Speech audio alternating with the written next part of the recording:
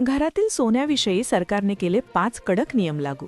आता हा नियम पाळला नाही तर तुमच्या घरातील सोनं सरकार जप्त करून घेणार. सोने चांदीचे भाव प्रचंड वाढल्यामुळे सर्वसामान्य लोकांच्या घरातील दागिन्यांबाबत सरकारने 5 कडक नियम लागू केले आहेत. आता जर तुमच्याकडे सोन्याचे दागिने असतील, जे तुम्ही आत्ता खरेदी केलेले असू द्या किंवा पूर्वीचे कधीतरी खरेदी केलेले असू द्या, सर्व प्रकारच्या सर्व दागिन्यांसाठी हे 5 नियम आता महत्त्वाचे आहेत. पूर्वी गोष्ट वेगळी होती. पूर्वी पैसे दिले की सोनं खरेदी करून आणायचं, गळ्यात घालायचं किंवा घरात ठेवायचं, लॉकरमध्ये ठेवायचं, अशी पद्धत होती. पण आता सरकारने 5 नियमांनुसार एक विशेष पडताळणी सुरू केलेली आहे, ज्यामुळे आता प्रत्येकाचं सोनं धोक्यात आलेलं आहे. तुमचा भरवसा बसणार नाही. तुम्हाला खोटं वाटेल, पण गेल्या 8 दिवसांमध्ये देशातील अनेक ठिकाणी घरोघरी जाऊन ही तपासणी झालेली आहे आणि त्यातून कोट्यावधी रुपयांचं सोनं जप्त करण्यात आलेलं आहे. त्यामुळेच सर्व नागरिकांना हे 5 नियम पाळणं आता महत्त्वाचं आहे. मग आता तुमच्या गळ्यातलं मंगळसूत्र असू द्या किंवा तुमच्या हातातली अंगठी असू द्या किंवा तुमच्या नाकातली नथ असू द्या किंवा तुमच्या घरात साठवलेले सोन्याचे नाणे किंवा बिस्किट असू द्या, गळ्यातले लॉकेट काहीही असू द्या, सगळ्या प्रकारच्या सोन्यावर, सोन्याच्या दागिन्यांवर सरकारने हे 5 नियम लागू केलेले आहेत. हे 5 नियम जर पाळले नाहीत तर तुमचं सोनं सरकार जमा करणार आहे. तुम्हाला वाटेल असं कसं आहे? तुम्ही सरकारच्या विरोधात कोर्टात जरी केलात तरी कोर्ट देखील काहीच करू शकत नाही. बऱ्याचशा लोकांच्या घरामध्ये सोनं आहे. महिलांच्या गळ्यात थोडेफार का होईना सोनं असतं आणि लोकांना हे नियम माहिती नसल्यामुळे 8 दिवसांमध्ये करोडो रुपयांचं सोनं सरकारकडे जमा झालेलं आहे. गेल्या काही दिवसात पुण्यामध्ये, जळगाव, मुंबई, नागपूर या ठिकाणी या कारवाया झालेल्या आहेत, ज्यामध्ये लाखो करोडो रुपयांचे सोनं हे जप्त झालेलं आहे. आता ज्या महिला आहेत, महिलांकडे खूप मोठ्या प्रमाणावर सोनं असतं आणि त्याच महिलांचं सोनं आता जप्त केलं जाणार आहे. ज्यांनी नुकतेच सोने घेतले आहे किंवा ज्यांच्याकडे जुने सोने पडलेले आहे, त्यांना हे नियम पाळावेच लागतील. घरामध्ये किंवा बँकेच्या लॉकरमध्ये ज्यांचे सोने आहे, त्यांना आता हे 5 नियम समजून घेणं अत्यंत गरजेचे आहे. आता तुम्ही तुमच्या घरात जास्तीत जास्त किती सोने ठेवू शकता, याची मर्यादा सरकारने फिक्स केली आहे. जर सरकारने ठरवून दिलेल्या वजनापेक्षा जास्त सोने तुमच्याकडे सापडले, मग ते महिलेचे असो, मुलांचे असो वा मोठ्यांचे, ते जागीच जप्त केले जाईल. पुणे, नाशिक यांसारख्या शहरांसह देशाच्या इतर भागातही ही जप्तीची मोहीम राबवली जात आहे. महिलांचे दागिने असोत, गुंतवणुकीसाठी घेतलेली सोन्याची लगड, बिस्किट्स किंवा कॉईन्स असोत, सर्व काही तपासाच्या कक्षेत आले आहे. अगदी बँकेत ठेवलेले सोने सुद्धा आता जप्त केले जाऊ शकते. ठिकठिकाणी छापेमारी पडायला सुरुवात झाली आहे. देशाच्या अर्थव्यवस्थेच्या दृष्टीने आणि सोन्याच्या संदर्भात हा अत्यंत धाडसी निर्णय मानला जात आहे. बाजारात सोन्याची मागणी प्रचंड वाढली आहे आणि म्हणूनच आता प्रत्येकाच्या घरोघरी सोन्याची पडताळणी केली जाणार आहे. सोन्याच्या व्यवहारांबाबत घेतलेल्या या निर्णयामुळे तुम्ही घरात किती सोने बाळगू शकता, याची एक विशेष मर्यादा लादली गेली आहे. जे नागरिक ही मर्यादा पाळतील त्यांचे सोने वाचेल, अन्यथा ते सरकार दरबारी जमा होईल. मग नेमकी ती मर्यादा किती आहे? तुम्ही किती दागिने बिनधास्तपणे घरात ठेवू शकता, याबद्दलची सर्व क्लिअर कट माहिती आम्ही तुम्हाला आता देणार आहोत. जर तुम्हाला तुमचे सोने सुरक्षित ठेवायचे असेल तर हा व्हिडिओ शेवटपर्यंत लक्ष देऊन पहा, कारण सोन्याचा भाव प्रचंड वाढला आहे आणि या दरवाढीला लगाम घालण्यासाठी तसेच गैरव्यवहार रोखण्यासाठी सरकारने हे 5 मोठे निर्णय घेतले आहेत. गेल्या 30 वर्षात असे नियम कधीच नव्हते, जे आता लागू करण्यात आले आहेत.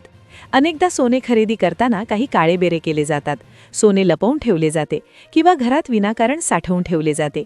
या सर्व गोष्टींना लगाम लावण्यासाठी आयकर विभाग आता मोठी कारवाई करू शकतो. गेल्या वर्षभरात सोन्याच्या किमतीत तब्बल 45 ते 75% वाढ झाली आहे. लवकरच सोने 2 लाख रुपयांचा टप्पा पार करण्याची शक्यता आहे. बाजारात सोन्याची मागणी प्रचंड वाढली आहे आणि म्हणूनच आता प्रत्येकाच्या घरोघरी सोन्याची पडताळणी केली जाणार आहे. सोन्याच्या व्यवहारांबाबत घेतलेल्या या निर्णयामुळे तुम्ही घरात किती सोने बाळगू शकता, याची एक विशेष मर्यादा लादली गेली आहे. जे नागरिक ही मर्यादा पाळतील त्यांचे सोने वाचेल, अन्यथा ते सरकार दरबारी जमा होईल. मग नेमकी ती मर्यादा किती आहे? तुम्ही किती दागिने बिनधास्तपणे घरात ठेवू शकता, याबद्दलची सर्व क्लिअर कट माहिती आम्ही तुम्हाला आता देणार आहोत. जर तुम्हाला तुमचे सोने सुरक्षित ठेवायचे असेल तर हा व्हिडिओ शेवटपर्यंत लक्ष देऊन पहा, कारण सोन्याचा भाव प्रचंड वाढला आहे आणि या दरवाढीला लगाम घालण्यासाठी तसेच गैरव्यवहार रोखण्यासाठी सरकारने हे 5 मोठे निर्णय घेतले आहेत. कारण सोन्याचा भाव प्रचंड वाढला आहे आणि या दरवाढीला आटोक्यात आणण्यासाठी तसेच गैरव्यवहार रोखण्यासाठी सरकारने हे 5 निर्णय घेतले आहेत. गेल्या 30 वर्षात असे नियम कधीच नव्हते, जे आता लागू करण्यात आले आहेत. अनेकदा सोने खरेदी करताना काही गैरव्यवहार केले जातात. सोने लपवून ठेवले जाते किंवा घरात साठवून ठेवले जाते. या सर्व गोष्टींना चाप लावण्यासाठी आयकर विभाग आता कारवाई करू शकतो. गेल्या वर्षभरात सोन्याच्या किमतीत तब्बल 25 ते 30% वाढ झाली आहे. लवकरच सोने 1.5 ते 2 लाख रुपयांचा टप्पा गाठण्याची शक्यता आहे. यामुळेच सोने खरेदीसाठी लोकांची गर्दी वाढते आहे. अनेक लोक बँकेतून मोठी रक्कम काढून किंवा ऑनलाईन व्यवहार करून सोने खरेदी करत आहेत. पण आता याला शिस्त लावण्यासाठी नवीन कायदे आले आहेत. तुमची अंगठी, ब्रेसलेट, मंगळसूत्र किंवा लॉकेट या सर्वांची आता मर्यादा तपासली जाणार आहे. पुणे, नाशिक यांसारख्या शहरांसह देशाच्या इतर भागातही ही जप्तीची मोहीम सुरू झाली आहे. महिलांचे दागिने असोत, गुंतवणुकीसाठी घेतलेले सोन्याचे बार, बिस्किट्स किंवा कॉईन्स असोत, सर्व काही तपासाच्या कक्षेत आहे. अगदी बँकेत ठेवलेले सोनेसुद्धा आता जप्त केले जाऊ शकते. ठिकठिकाणी छापेमारी पडायला सुरुवात झाली आहे. देशाच्या अर्थव्यवस्थेच्या दृष्टीने आणि सोन्याच्या संदर्भात हा अत्यंत महत्त्वाचा निर्णय मानला जात आहे. बाजारात सोन्याची मागणी प्रचंड वाढली आहे आणि म्हणूनच आता प्रत्येकाच्या घरोघरी सोन्याची पडताळणी केली जाणार आहे. आता आपण सर्वात महत्त्वाच्या मुद्द्याकडे वळूया, जो जाणून घेण्यासाठी तुम्ही हा व्हिडिओ पाहत आहात. तो म्हणजे घरात नेमकं किती सोनं कायदेशीररित्या ठेवता येतं. अनेकांना असं वाटतं की आपलं स्वतःचं सोनं आहे, आपण कितीही ठेवू शकतो. पण कायद्यानुसार याला काही मर्यादा आहेत आणि त्या आता आपण विस्ताराने समजून घेणार आहोत. पहिला नियम आहे विवाहित महिलांसाठीचा, ज्यामध्ये भारतीय संस्कृतीमध्ये विवाहित स्त्रियांना लग्नात स्त्रीधन म्हणून किंवा माहेरून मोठ्या प्रमाणावर सोने मिळते. हे लक्षात घेऊन सरकारने विवाहित महिलांना सर्वात जास्त सवलत दिली आहे. एका विवाहित महिलेच्या नावावर 500 ग्रॅम म्हणजेच तब्बल 50 तोळे सोने घरामध्ये असेल तर प्राप्तिकर विभाग ते जप्त करू शकत नाही. जरी तुमच्याकडे त्याचे पक्के बिल नसेल किंवा उत्पन्नाचा ठोस स्रोत दाखवता येत नसेल तरी 50 तोळ्यांपर्यंतच्या सोन्याला पूर्ण संरक्षण देण्यात आले आहे. पण लक्षात ठेवा, हे 500 ग्रॅम म्हणजे फक्त दागिनेच असावेत असं नाही. यात सोन्याची नाणी किंवा इतर प्रकारच्या सोन्याचाही समावेश होतो. दुसरा नियम अविवाहित महिलांसाठी आहे, म्हणजेच ज्या मुलींचे अद्याप लग्न झालेले नाही त्यांच्यासाठी ही मर्यादा थोडी कमी आहे. अविवाहित महिला आपल्या नावावर 250 ग्रॅम म्हणजेच 25 तोळे सोने जवळ बाळगू शकतात. इतके सोने विनापुराव्याचे सापडले तरी त्यावर कोणतीही कायदेशीर कारवाई केली जात नाही. पालकांनी आपल्या मुलीच्या भविष्यासाठी किंवा लग्नासाठी आधीपासून सोने जमा करून ठेवले असेल तर त्यांनी ही 25 तोळ्यांची मर्यादा लक्षात ठेवावी. तिसरा नियम पुरुषांसाठी आहे. पुरुषांच्या बाबतीत सरकारचे नियम अधिक कडक आहेत. मग पुरुष विवाहित असो वा अविवाहित, त्याला आपल्या नावावर केवळ 100 ग्रॅम म्हणजेच 10 तोळे सोने विनापुराव्याचे ठेवता येते. जर एखाद्या पुरुषाकडे 10 तोळ्यांपेक्षा जास्त सोने सापडले आणि त्याचे बिल किंवा उत्पन्नाचा स्रोत दाखवता आला नाही तर प्राप्तिकर विभाग ते सोने जप्त करू शकतो.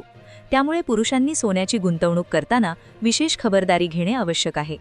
आता मर्यादेपेक्षा जास्त सोनं असेल तर काय?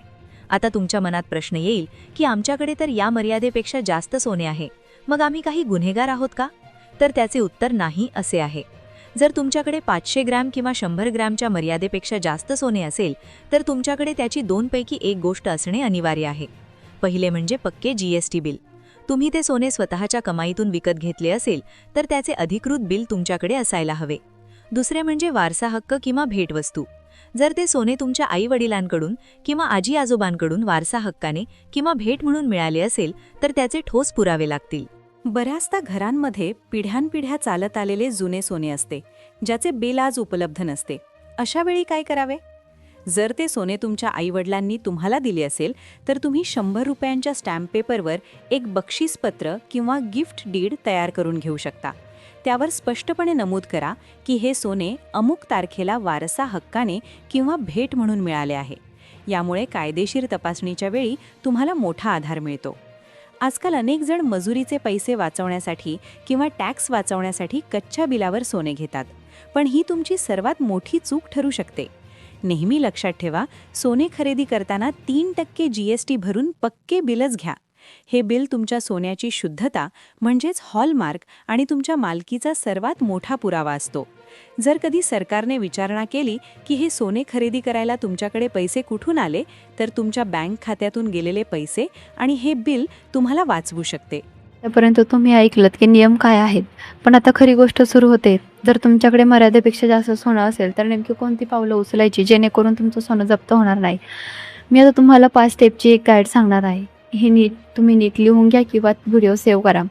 पण त्याआधी मला खाली कमेंट्समध्ये सांगा की तुमच्याकडे असलेलं सोनं जुनं वारसा हक्काने आलेला आहे की स्वतःने विकत घेतलेला आहे? तुमच्या कमेंट्सवरून आम्हाला समजेल की किती लोकांना तांत्रिक मदतीची गरज आहे. स्टेप 1, सोन्याची मोजदात आणि लिस्ट. सगळ्यात आधी आजच तुमच्या घरातील सर्व दागिने, सोन्याचे दागिने, बिस्किट्स आणि नाणी एका ठिकाणी जमा करा आणि त्यांचं एकूण वजन करा. घरातील प्रत्येक सदस्याचे नाव, किती सोनं आहे याची एक स्वतंत्र यादी बनवा. लक्षात ठेवा, 500 ग्रॅम, 250 ग्रॅम आणि 100 ग्रॅम हे नियम प्रति व्यक्ती आहेत, प्रति कुटुंब नाहीत. स्टेप 2, जुन्या दागिन्यांचे व्हॅल्युएशन करून घ्या. जर तुमच्याकडे खूप सोनं असेल, त्याची बिल भरवली आहे, तर घाबरू नका. कोणत्याही अधिकृत गव्हर्नमेंट रजिस्टरवर व्हॅल्युअरकडून त्या सोन्याचे मूल्यांकन करून घ्या. ते तुम्हाला एक प्रमाणात देतील जे पुराव्यासाठी वापरता येईल. स्टेप 3, स्त्रीधन सिद्ध करा. भारतीय कायद्यानुसार लग्नात मिळालेलं सोनं हे स्त्रीधन असतं. तुमच्या लग्नाचे फोटो किंवा इतर कागदपत्रे जिथे तुम्ही दागिने घातलेले आहेत ते सांभाळून ठेवा. हे पुरावे इन्कम टॅक्सच्या छापेमारी तुमची ढाल बनवू शकतात. स्टेप 4, इन्कम टॅक्स रिटर्न मध्ये उल्लेख. तुमचं उत्पन्न जास्त असेल किंवा तुम्ही सोनं खरेदी केलं असेल तर तुमच्या ITR मध्ये असेंट अँड लिमिट्स कॉलममध्ये सोन्याचा उल्लेख आवर्जून करा. यामुळे तुमचं सोनं अधिकृत होतं. स्टेप 5, हॉलमार्किंगचा आग्रह धरा. अजूनही तुमच्याकडे विना हॉलमार्क सोनं असेल तर जवळच्या हॉलमार्किंग स्टेपवर नेऊन तपासून घ्या. यामुळे सोन्याची शुद्धता सिद्ध होते आणि सरकारी पडताळणी अडचणीत नाही. मित्रांनो, सरकारचे हे नियम कडक असले तरी प्रामाणिक गुंतवणूकदारांना घाबरण्याचं कारण काहीच नाही. हा व्हिडिओ तुमच्या आई बहिणींना आणि मित्रमैत्रिणींना नक्की शेअर करा, कारण महिलांना या नियमांची माहिती असणं खूप गरजेचं आहे. तुमच्याकडे किती तोळं सोनं आहे हे सांगण्याची गरज नाही, पण तुम्हाला नियम योग्य वाटतो की अयोग्य हो किंवा नाही मध्ये कमेंट्स नक्की करा. तुम्हाला प्रत्येक कमेंट्सला मी उत्तर देण्याचा प्रयत्न करेल. चॅनलला सबस्क्राईब करायला विसरू नका, कारण अशाच महत्त्वाच्या बातम्या आपण सर्वात आधी घेऊन येतो. जय हिंद, जय महाराष्ट्र.